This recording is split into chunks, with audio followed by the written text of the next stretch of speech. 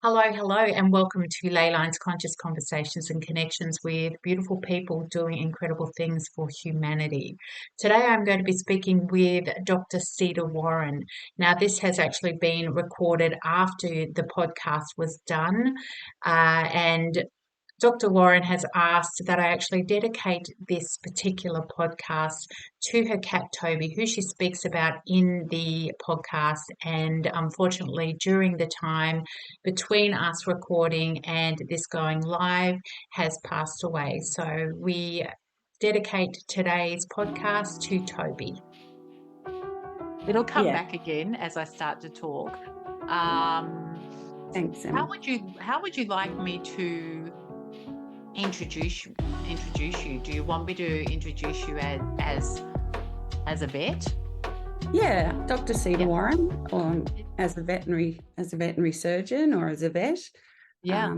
Absolutely. I've studied very Perfect. hard for that over You deserve that. yeah, I studied very hard over 6 years at uni. Went through first year science, and at that point they were taking half through science, and I certainly went and did a lot of work on farms before I they were interviewing people who got the marks in first year science. At that time, they were taking 50% from science and 50% from the end of school, which then was called HSC down here in Victoria. Yeah, I'm in that age group. Yes. And yeah, so I was very grateful to have some tutors, because I'm a plodder. I'm not like a don't study and get the marks really easily. I'm a really hard studier. I'm always plodding along, and you've got to study really hard to get the marks. So yeah, I deserve to be called a veterinary surgeon, because I studied really hard, and we had to do physics, which wasn't something that came easily to me. And my physics partner at uni is still one of my closest friends. She got into vet as well, and she's still one of my closest friends today. So that's awesome. Yeah, she lives down in Melbourne. Yeah. Where is she? She still lives in Melbourne, near where I used to live. So yeah, we catch up still. So that's really, really lovely. Yeah. Perfect. So, I wanted to ask you, when did you start to think I want to become a veterinary surgeon? What was it that took you on that pathway? Look, it was probably when I was at primary school, and I never really fitted in. So it was when I was at a school that I really disliked, and I never fitted into this school. And the school was made up of very rich, horrible girls. And my family there was a tradition that the girls went to this school, and I really just didn't fit in. And so I spent a lot of the time down in the tuck shop area, where it was all glassed around, and the poor birds would bash themselves accidentally against the glass. And I would spend a lot of time out of the classroom, because I was sent out of the classroom by being a troublemaker, let's say, because I was bored brainless. And I would spend it down rescuing these birds and taking them up to the vice principal's office. And she would be really lovely, and she would help me rehabilitate these birds. Now, not all of them survived, but that's the start of when I wanted to be a veterinary surgeon. We also had, my grandmother was very entrepreneurial. She had the insight to buy, she actually made party hats she was the biggest supplier of party hats to Coles and Myer. And she employed a lot of the women in the area. And she herself, was very entrepreneurial. I think it runs in the family in the women of my family. Yeah. But I'm bringing that up because I don't know why I'm bringing that up. There was a reason I was bringing that up, but I can't quite remember. But yeah, I just remember that I spent a lot of time feeling like an outcast at this school, and the vice principal would take me under her wing. And oh yes, the reason I'm telling you about my grandmother is she bought 3 blocks of land and 3 houses at the time. So I lived with my parents and my brother on a block of land in Hawthorne, and it had a massive garden. So we had a lot of animals. So at one time we had a sheep, at one time we had a duck, and we had dogs and cats, but there was about half an acre. So there was a huge amount of animals that we had. And I also had some pet mice. And yeah, so I was quite, people thought the house was lovely, but we had an enormous area to play and a lot of animals. And so from the time I always wanted to be a singing and acting veterinary surgeon, actually. Oh, Yeah, which wow. people used to laugh at. And the people used to laugh at that. And the only people that really had faith in me were my family. And my brother became an actor, and I saw the world was very dark. And so I decided then I didn't want to become an actor. And I do have a lovely singing voice, which Oh, people close to me know. But yeah. at that, when I did singing in HSC and got a really good mark, and I absolutely love singing still. And I had to make a choice whether to go to be an opera singer or to be a veterinary surgeon.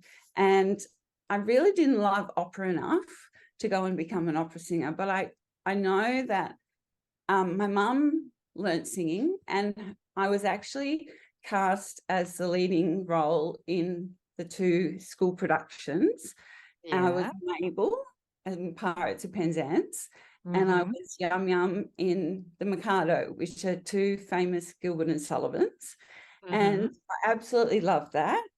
And I still have I also have a recording of my brother playing, because he's an absolute magician with musical instruments. And we were taught, it was a very musical family. My dad could play the piano. My mum was very musical. We had music going all the time in our family. And my brother would always be playing the piano. And I thought I would miss it when I left home, but because I had to spend 2 years at Werribee, which was another part of the veterinary requirements, Yep. that you had to spend 2 years down at Werribee, which was another story in itself. But I thought I'd miss my brother's music, but actually I didn't. I thought I would. I thought it would be a relief, but I didn't. I do miss it. He lives in England now, and he's married to someone who he knew through the musicals that he did, and she's the head of vocal coaching at the Royal Academy of Music. So she's an absolute whiz when it comes to opera. And my brother, still plays the piano, but not so much. He does plaster tech. He's a plaster tech, and he's a manager of that department.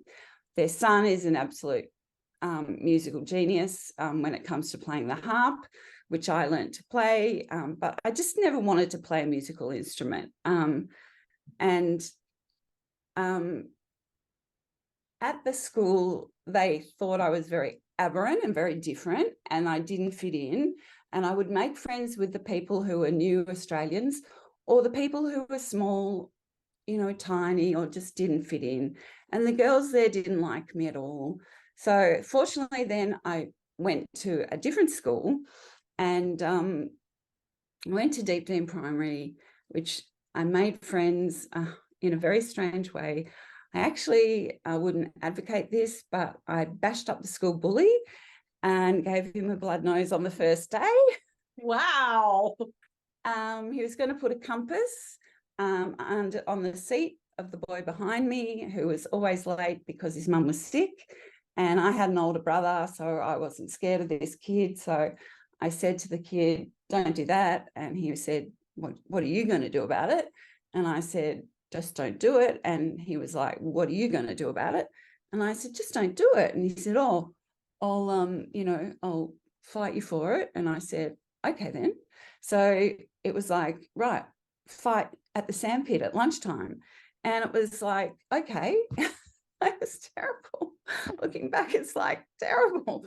You don't do this type of stuff. But I gave him a blood nose, and I made friends, a lot of friends, and he was never a bully to anyone else in the school ever again. And at the end of the first day of my primary school, at the second school, my mum came and she said to my teacher, how did Cedar go with the first day of school? And It was expelled. No. the teacher said, well, she's made a lot of good friends. She's made a lot of friends, but perhaps not in the right way. She's bashed up the school bully. And Mum went, oh, right, I see. And but look, he was a school bully. He never was a school bully again. So yeah, that was my my experience of the second school. And they were actually really good teachers. When I went to school, I could read and write. By the time I was in grade 4 at the first school, I couldn't read and I would not write. And I was being sent out of class all the time. The only thing I remember enjoying was making some calcium sulfate blue crystals. And the second school, when I went, by the end of the first week, I got 17 out of 20 for the 8s times tables. And from then on, I remember enjoying that school. And, it's just the environment, I think, that I was in that was wrong. They were just the wrong type of people for me. They were just the wrong type of people. And, I had an intelligence test done, and there was a fork, there was a spoon, there was a kettle, there was a cow, there was a sheep, and I had to circle the one that was out of place. I circled the cow, and they said, see, this is at the first school, and they said to my mum, see, she's not intelligent, she doesn't know what she's doing. And my mum said, did you ask her why she circled the cow? And they said no. Well, let's go ask her. So they came and asked me, and I said, well, we've got everything. We've got a kettle at home. We've got a fork. We've got a spoon. A spoon. We've got a sheep. We've got a sheep, and but you didn't have a cow. And we don't have a cow. And they were like, oh my goodness. Yes. That's why you did it. And it's like, yes, she's very home-based, So, I think with intelligence tests, they can be very skewed if you don't know the history of the child. I think that's so important to know the history behind the child. And so from when I was very young, from the time I was 4, I wanted to be a vet, that's all I wanted to be. And I did want to sing as well. And be an actress as well. All right. So my question to you now is, first of all, do you sing to the animals now? No, I don't. Oh, no. What a shame. Yeah, no, I don't. I don't think it would be calming. I honestly don't. I don't think it would be calming. Oh, that's interesting, because my dog, when I sing, because especially with storms, he's terrible with storms. Right. He becomes so calm. I've got a particular song I sing to him. It's called Right. Barlow Song. And he becomes so calm. He's like putty in my hands. Well, see, you've got a dog. I've got a 70-year-old cat who's half deaf. So he wouldn't can't even hear you sing. Yeah, exactly. He can't really hear it much at all. So I've got to use face and Yeah. hand signals with him now. Yeah. So he can't hear me really anymore. Yeah. Yeah. So there's no Mm, use with him. He's gone really in the hearing department. Um, okay. he used to be quiet, and he's so vocal. He's so vocal. Uh, he's very loud. Yeah. So the other thing that I really noticed just listening to your story of the school and how you didn't feel like you were fitting in and everything. Yeah. It's amazing because now you are such a huge advocate for animals because, just like you didn't feel like you had a voice when you Yes. were at school and you felt like you were out of place Mm, and weren't accepted, so many of our animals, they don't have a voice. They can't even tell us what's wrong with them. And absolutely. yeah, and I'm sure, sadly, that you also come in contact with animals that have been abused, etc., and haven't had that voice to be able to say, "This has happened to me." And so Mm. you've actually become an advocate for animals. Well, true. And I did 9 years of work at the RSPCA as well. And I started their schools program on responsible pet ownership, so which still continues today. Um, Fantastic.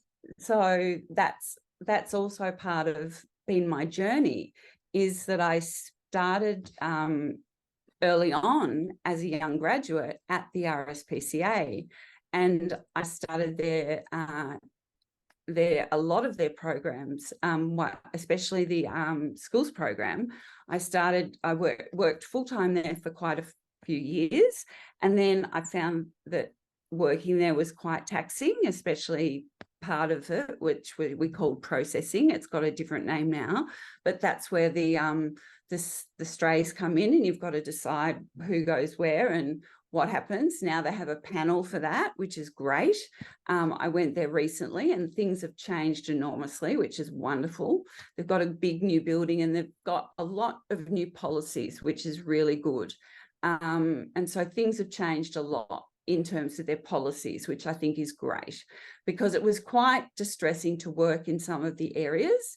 And I found that very draining at the time, emotionally draining, especially emotionally draining. And, there's this, in the December Women's Weekly, you can read a 5-page story about how, every 12 weeks a vet takes their own life. So, Wow. yeah, it's very much an industry problem.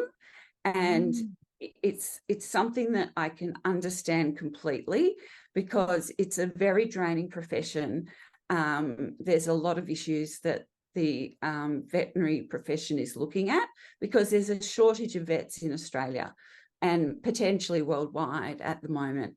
So I worked as an advocate for the RSPCA, not just in the clinic, but out in schools and also on radio. So I was a radio vet for many years. I did talkback with John Fain. He was the resident talkback man on, they call it 3LO. They don't call it 3LO anymore, but they call it 774 ABC radio. And okay. it was known then as 3LO, but it's the main ABC channel in Victoria. And I Yes. did go in and do talkback with John Fain, who has just recently retired in the last few years. And Mhm. I did that with him every second Wednesday. And it was wonderful. I would have a topic that I would pick and speak about for about 10 minutes, 5 to 7 minutes. And then Mhm. we would have talk back for about 25 minutes. So people would shoot me questions and I would answer them, for the next 25 minutes. So it was all Yeah. off the cuff. And it was quite fun, but it was quite draining at the same time. And John would put in his 2 cents worth, and it was really great. And I'd go into the ABC buildings that are still there in the city every second Wednesday, and I would talk about the animals. And I would often know, if I had a topic and John wanted to override that topic, I had to be on my game. And especially with the horse racing and Melbourne Cup, there was one year where 3 Crowns broke its hock, and it was finishing the race by having its leg flip around, and it was awful, and it was awful. So on the way in, I was ringing. Fortunately, I was being driven, I think, by my dad, and I actually rang down to Werribee and spoke to the vet, because they took the horse straight to Werribee, where there's a special equine centre. And so I asked to speak to the vet that was looking after Three Crowns, or one of the vets that were looking after Three Crowns. And I spoke to them and I asked them all about Three Crowns, because I knew as soon as I got in there, John would ask me, so Cedar, the horse racing, it happened yesterday. We want to know what happened with Three Crowns. I knew he would ask me that question. And of course he did. So, I'm an anti-horse racing person. I'm an anti-jumper. And he knew that, because I'm representing the RSPCA. And that was what I was there for, to represent the RSPCA. So he knew that, and he would be on me like a boom, like I'd have to have my information absolutely top, ready to go. And there was no excuses to not know my stuff. And so it was quite an experience to learn the media game, and to be very honourable in it, because it's not the most honourable game. And I also wrote for Better Homes and Gardens at the time. I wrote their pet page until Dr. Harry took over. So, of course, Dr. Harry Cooper took over, which, of course, was going to happen, and that's fine. I also wrote in a pet magazine. I had a photo. I looked a lot younger. I've got a photo here. Mum's, blown it up and put it in a little glass thing, because she's proud of me and stuff, which is so nice. I looked a lot younger, and I was a lot, slimmer and all that. So that's really sweet. But it gave me such a life experience. It was so interesting. But at the same time that I was doing all this, I was practicing. I was also on animal ethics committees to reduce, refine, and replace animals in experimentation. So that was very interesting. I was a Category C member, which means I represented the animal welfare. And it happened that I was a vet, which also helped read, piles of documents of scientific journals, scientific stuff, before they went were allowed to use animals. And at the time, there was a changeover from using rabbits to make monoclonal antibodies.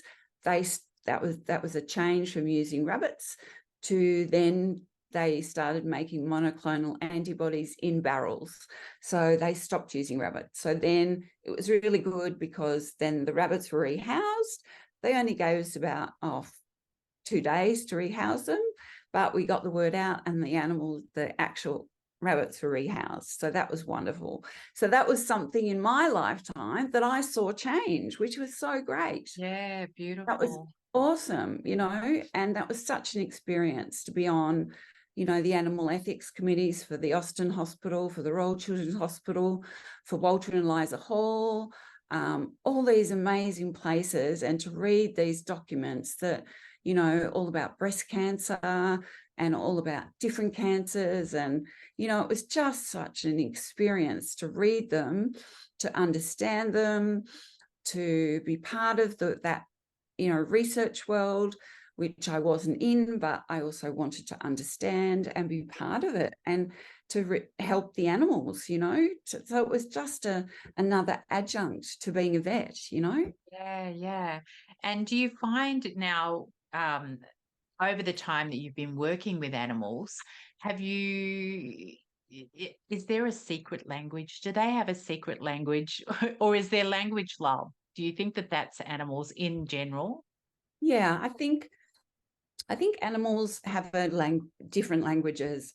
And I think, there's so much that we don't know about them, that we do spend so much money on going out to, other universes. It sort of frustrates me, because there's so much we don't know about the animals here. Like Jane Goodall spent so much of her life going out and trying to understand the gorillas. Gorillas, yeah. And and also I think it's not Jane Goodall. She might have been the chimpanzee lady, but I mistake their names. There's two ladies. Jane Goodall might have been the lady who does the chimpanzees, or she might have been the gorilla lady. But there's two ladies who do there's the chimpanzee lady and then there's the gorilla lady. Gorilla lady, yeah. I keep We'll call forgetting them that. Yeah, but there's so much that we don't know about animals, and there's so much that they can teach us. And I think that's something that we don't look at enough. Yes. And I really feel, like, no one, I remember writing an essay in year, they call it fourth form now, I think, or year 10. Yeah. And I wrote that they were sentient beings. And she was a Catholic teacher, and she just disagreed with me completely. And I mean, they are sentient beings. They have feelings, I mean, cows love a good scratch, they have scratching material. They love a good scratch. They're little grass puppies. They love a good scratch. And I absolutely adore Temple Grandin, who is an autistic woman who is a professor now. No one gave it much time to her, but if you can get a hold of her story, she is the most magnificent woman. She has Asperger's or ASD, but she has developed, and how she got into the cattle yards is incredible. I mean, she threw mud all over herself to look like a rancher. She threw mud all over she bought an old car to look like a rancher because they wouldn't let women into the sale yards. And she is an amazing woman. I mean, I get chills almost talking about her. She's an incredible woman. And she has developed the most amazing animal welfare needs for cattle in cattle yards, and has made it much, much better for cattle. Sure, we if you're eating cattle, the cattle is much more tender. It's actually less stressed. If it's less stressed, it's more tender. I mean, yes, if you're a vegetarian or a vegan, you won't like hearing this, but, she is an absolutely amazing woman.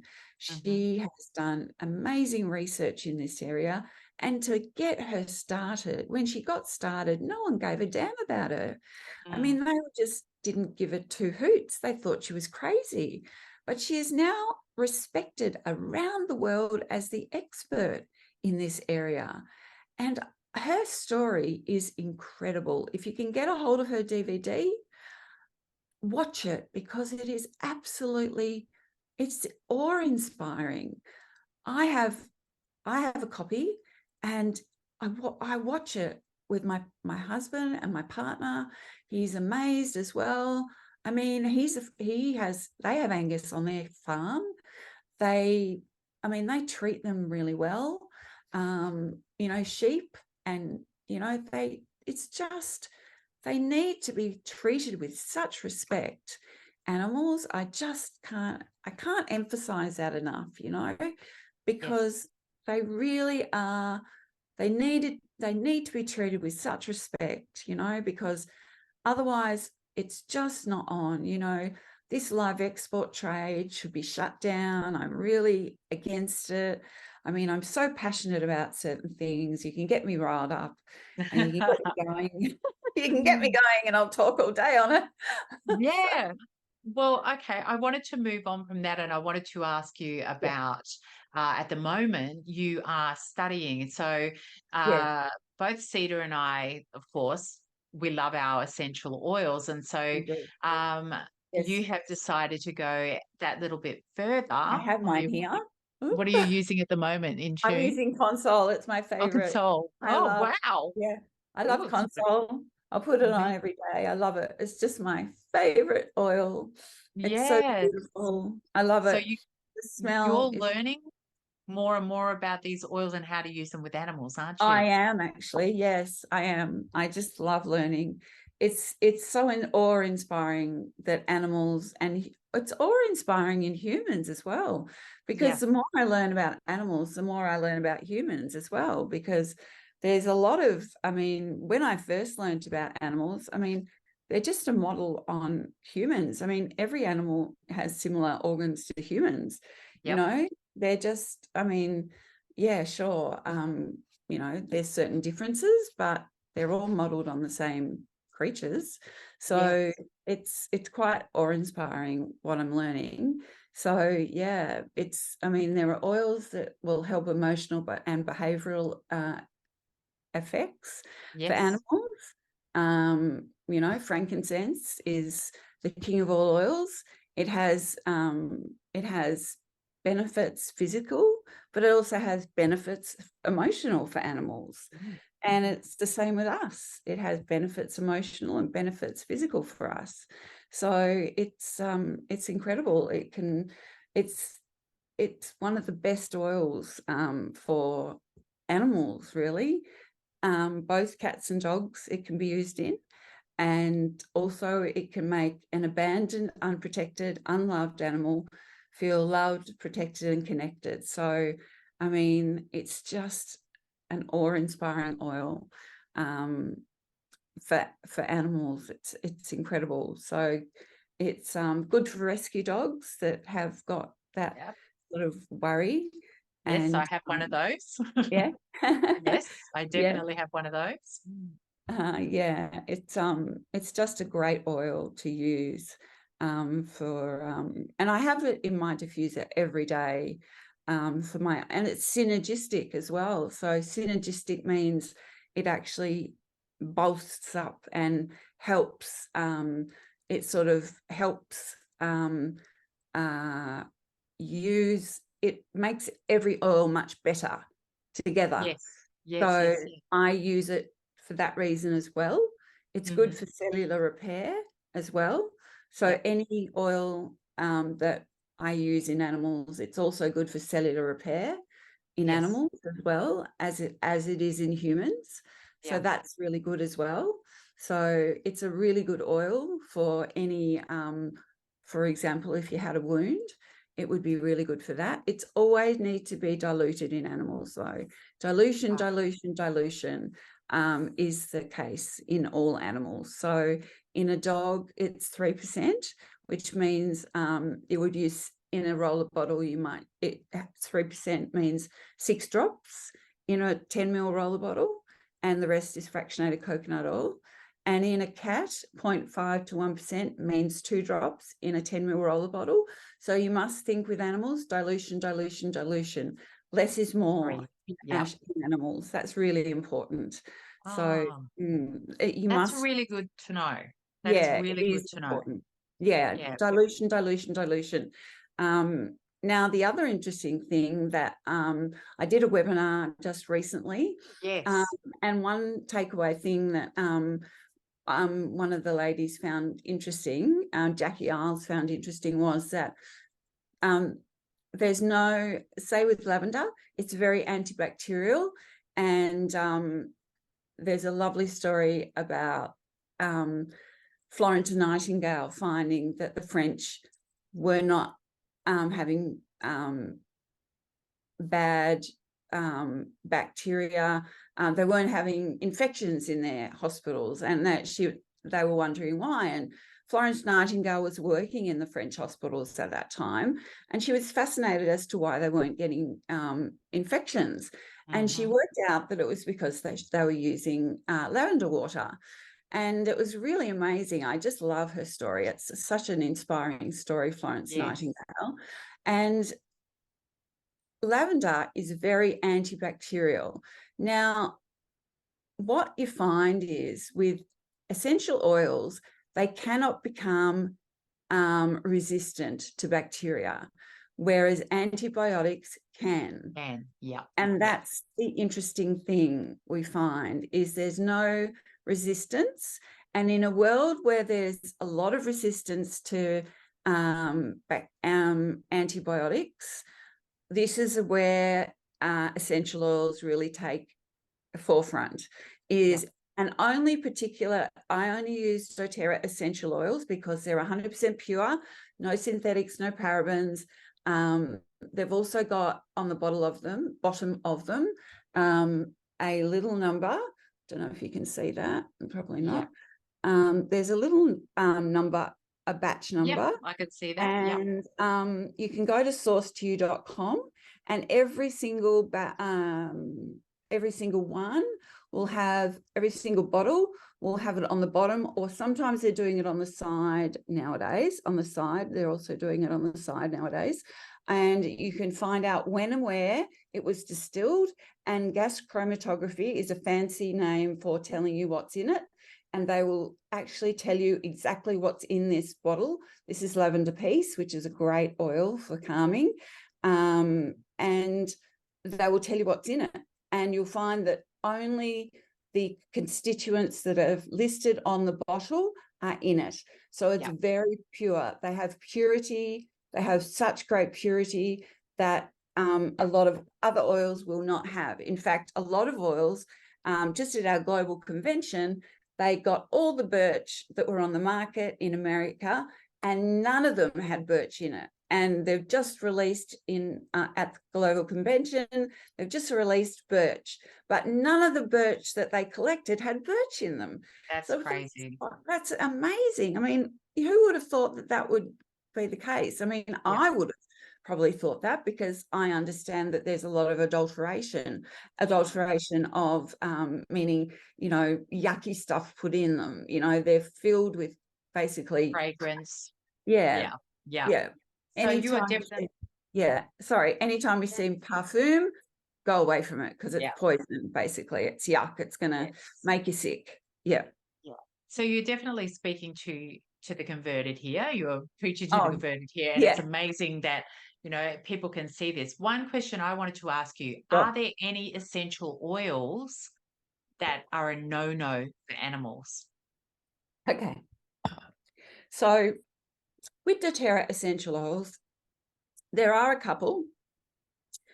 If you have the door open for your animals, it's best with dogs and cats not to diffuse birch, wintergreen, or tea tree. Now, my mentor, who I'm learning from, Dr. Janet Roark, has actually diffused tea tree, and she hasn't found it a problem. Now, she has cats and dogs, so she has done that, but I wouldn't do it except under veterinary and aromatherapy consultation advice. So that's where, at the moment, I've got some specials. At the moment, I've got some specials with my consultations. If you go to my page, you'll find, if you get a link to my webinar, you can get some discounted consultations. And especially if you buy a little pack that I've got for dogs and cats, which is Balance, Copaiba, frankincense, and a fractionated coconut oil, because they're the three oils that I would suggest are the best. Balance is an incredible oil. It's very grounding. It's also very, very good for dogs and cats. It's great for sibling rivalry in cats and dogs. Copaiba is a great one for anti-anxiety. It's good for calming. We call it Calm the Farm. It's great for, it's good for anti-pain. And, you can put these in your diffuser. In terms of orally, I would suggest that's under vet consultation only. You can diffuse these, and these are oils that you can diffuse. Balance has already got some FCO in it, fractionated coconut oil in it. It's also got some frankincense in it, which is good. You could actually put that on your hand, and I'll show you the way that we actually put it on. Oh my, I'll just get my my little pretend animal. Okay. We got in a BOGO, buy one, get one free, which is, as when you join doTERRA, you can get these specials where they have buy one, get one free. So this is my little platypus, which I got in a BOGO. So I pretend he's an animal, a real animal, only when I'm doing talks. Demos. Demos. So the way that you can do these, this is our tamer. Now, people talk about not using peppermint and spearmint in cats, but if it's diluted in tamer or if it's diluted in fractionated coconut oil, you can use this on a cat's tummy, for example, or on its ear flap. So I'm allergic to fennel, so I can't use the Zengest. So I roll this on my hand. This is how you always apply it, anything topically to an animal. You always rub it on like this. If it's one that's in a bottle, I would suggest that you put it in and make a little, make a saucer. And as we said, do the 3 drops with 10 mils of the fractionated coconut. And then what you do is you've got your hand with the oil on it.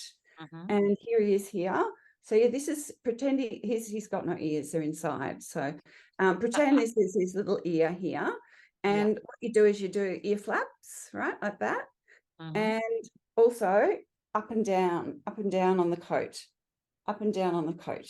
So that way, cats will get it by they groom themselves. So cats will get this by ingesting, so they lick themselves. So that's how they get it orally.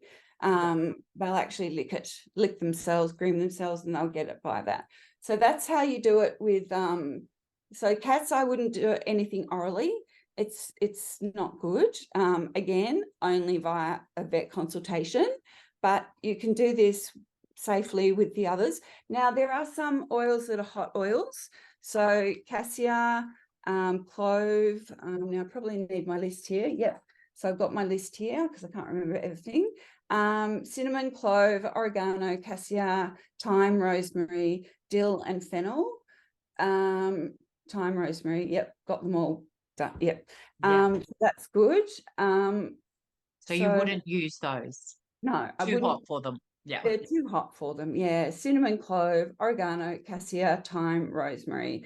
And there are some exceptions when your animal's pregnant, epileptic, when they've got other health concerns. So you really need to find that out as well. Yeah, if they've got health conditions. So if they're epileptic, if they're pregnant, if they're on, on tablets or any anti-bleeding, anticoagulant you have to look at contraindications that may be exactly. Absolutely. Yeah, that's it. Perfect. So just wanted to ask you, where are you? So where are you situated? Where are you practicing at present? Well, I do Zooms, so I can do Zoom consultations. So that's one really easy thing that I can set up. Loving Zoom. That's going to be doing Zooms like just today. And I'm in Romsey, which is about half an hour from Sunbury, so near the airport. And I will go to Romsey and Lancefield. Lancefield's 10 minutes from me. If I go anywhere else, it's by arrangement. So so we'd have to be right by arrangement. But otherwise, Zooms would be the way to go. I can teach people how to do self-selection, because self-selection is something where you introduce the oil to your animal, so with the cap on, and if the animal likes it, they'll sniff it. Some dogs will actually lick it really well. They'll go like that. Some will go no, don't like that, and they'll move away, so they don't like it. So you do about 5 oils at once. So that can be done over the Zoom, which is good. And horses, I don't do horses, but I did go for my own self for some equine therapy, and I happen to have a horse that she happened to have a horse. My equine therapy lady happened to have a horse who wasn't very happy, and I said to her, his name was Hurricane, and I said to my lady, I said, I've got some peppermint in my pocket. Do you mind if I present it to him and see how it goes? And she said, no, that's fine. She said he's really down. He's very grumpy. I don't think he'll be interested in anything. And she had asked me to stand back while she got him out. And the saddler was coming. The saddler was about to come and do some stuff. And we'd finished our session, and we hadn't used Hurricane. She was just getting Hurricane out for the saddler. And she said he's had some dental work. He's really sore. Anyway, I took the peppermint. I'm looking where my peppermint is. You can never find it when you want it. And I've got heaps of peppermint. Yeah, I do too. Oh, there we go. It looks like ylang ylang, but it's not. Oh, well, I have to pretend this is peppermint. Anyway, say this was peppermint. He actually wanted to bite Oh, it. wow. Yeah, he Yeah. actually went, and they do this phlegm reflex where they go like that. And so he was so happy about it. Like, he first of all sniffed it, and then he was like, did that whole sniff, and then he was Yeah. so excited. He just did that whole phlegm reflex, and he just went completely bonkers and wanted to start eating it. And then what happened was he actually dropped his head and he got really relaxed. And my friend said, "Oh my goodness, Cedar, I have not seen him this relaxed in ages." Yeah. So horses with peppermint, they absolutely love it. Yeah, most of them love Mm. it. So it was really fascinating because he'd been in so much pain and angst, and he absolutely loved the peppermint. But I won't be Yeah. treating horses because they're just not. I love them to look at. They're majestic creatures, but They are. I just know that I'm not qualified enough to treat horses. Yeah, Yeah. I mean, I when I came out of uni, I mean, you're qualified to treat everything, Yeah. but I know that they're not my thing to treat. Yeah. So yeah, I have to keep it to the cats and dogs. Yeah. Yeah. All right then. So I spoke to you yesterday. I wanted to ask, this is a question I ask absolutely everyone. Mhm. What are your three non-negotiables? Yeah, I was thinking about this. Well, obviously the quality of my oils is a Yep. non-negotiable. So Beautiful. I will not negotiate with that. I have Mm-hmm. to use doTERRA. So that's a Yep. non-negotiable. Perfect. Another non-negotiable is looking after myself. So I need to look after myself. So if my cup isn't full, I can't help other people. So that's Absolutely. a non-negotiable. I'm learning that one. That's one I'm learning. So I think that's an important one for me to learn and keep learning. I mean, Mm-hmm. we're all on a journey, so we've all got to We learn. certainly are. Yeah, Yes. we're all on a journey. Um, and the third one was the hardest, and I struggled with this a lot. But to use oils every day is a non-negotiable for me because I Okay. need them. I need my oils. I just need them.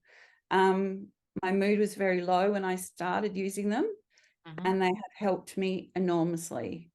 They have Beautiful. absolutely helped me enormously. I mean, lime, grapefruit, copaiba, and frankincense is my daily first thing. Start my diffuser, fill it up. That's that is a daily ritual. So just that's my non-negotiable. Yeah, Beautiful. I have to put it on. Yep. Yeah. No, So amazing. Well, I actually did, because we're coming to the close now of the podcast, but I always do an intuitive oil pull at the yeah, end to see yeah, what comes up for people, because of course we yeah, know that besides the physical properties of these beautiful elixirs, yeah. there's also emotional and spiritual Mm, properties as well.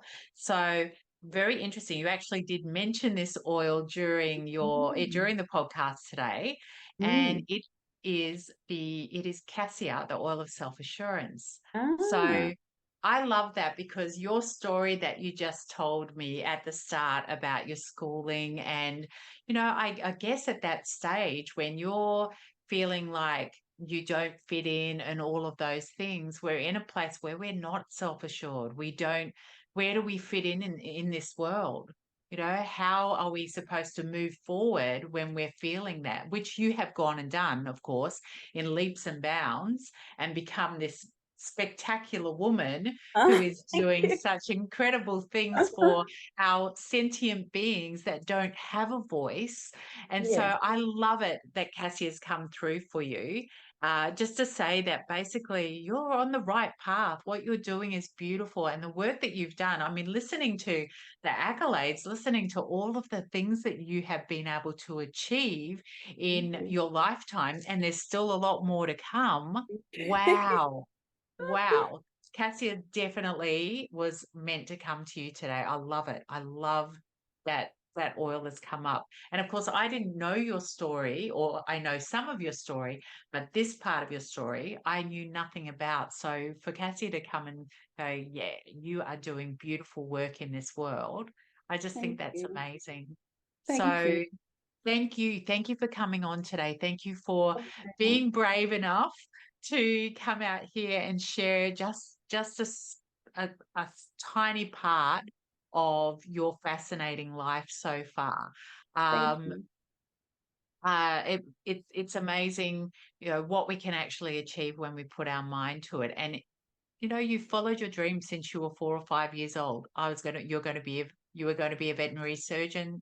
So you are, which is Yeah. beautiful. It's a great example to people out there that you can actually live your dreams. You can go and become whatever it is. You know, I know when I was little, I said when I was 5, I was going to be a healer.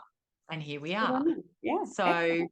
it is beautiful. So just before I close, I just wanted to say, first of all, Dr. Cedar Warren did go and mention about the statistics that are there for vets and the suicide rates. And if you are watching this and you are in any state of not feeling that you're in the best position in your life and you are having any thoughts that may be destructive, I would like to go and place a couple of links in the bio that I'm going to be putting up, just so that you know that there is help out there and that there are some very reputable places that you can go to and speak with people. And also, I would love it if you think that your story has got any voice that you would like to go and speak out to others, just like the story that you've just told us, please get in contact with me, because I would love to be able to go and showcase you like I've showcased Cedar today, to show you what is possible if you really want to go and live your dreams. Make sure to subscribe down below. And I just want to thank you once again, Cedar, for coming on today and for sharing your story with us all. You're welcome. Thank you. Yes, thank you.